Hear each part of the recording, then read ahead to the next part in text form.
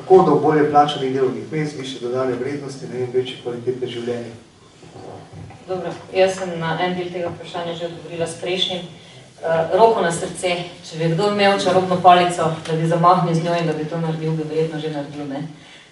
Ta stvar ni tako preprosta, tudi vsi predpogoji, ki jih za to potrebujemo, bi vlagali kar nekaj milijonov evrov, ki jih pa v tem trenutku nimamo na razpolago. Dejstvo je, da je to v prvi vrsti naloga države, šele potem pride na vrsto lokalna raven.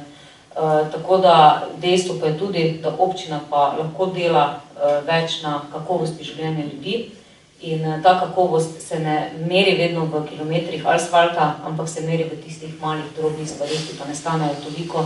Včasih je samo malo več dobre volje, pripravljenosti poslušati, prisluhniti in nekaj narediti za skupno dobro. Zdaj,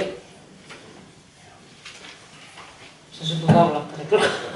Mesta pa trgovska zemljišča. No, ja, to si še hotela povedati. Ja. Kaj se tiče pa plač, plača je že v Sloveniji, povprečna plača je nizka, pa je 1000 evrov, 1060 evrov neto.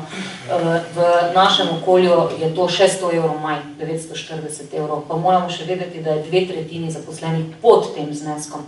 Torej, vemo, kje smo, je pa tudi nekaj, da če ne bo država ustvarjala pogojev, da bodo podjetniki lahko plačevali ali pa želeli plačevati delavce bolje, ker bolje tako reče, ker dejstvo je, da mi kot politika ne moremo posegati in predpisovati oziroma zahtevati od tiste privatnega kapitala, gospodarskih družb, kakšne plače naj predpisujejo.